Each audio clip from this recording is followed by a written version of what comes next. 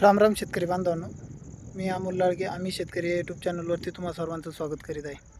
आज आपण आपल्या कांदा पिकाच्या शेतात उभा आहोत.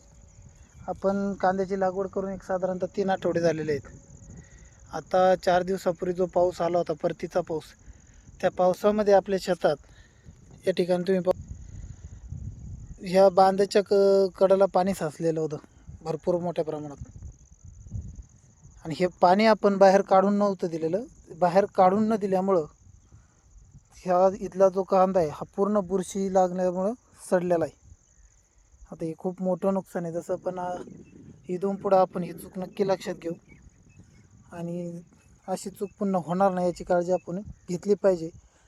आपल्या शेतात जर पाणी साचत असेल तर ते पाणी आपण काढून दिलं पाहिजे व्यवस्थितरित्या, म्हणजे एवढं नुकसान आपलं होणार नाही. आता पाहू, याला एक फवारा घेणार आहे आपण. PBT म्हणजे सुडोमोनास आणि बॅसिलस आणि ट्रायकोडर्माच्या बॅक्टेरियाचा आपण एक फवारा घेणार आहे. पाहू त्याने काय रिझल्ट आला तर पाहू. तुमच्याकडे याला काही उपाय असेल तर तुम्ही नक्की आपल्याला कमेंटमध्ये नक्की सांगा. आपण नक्कीच त्याचा उपायाचा विचार करू. धन्यवाद.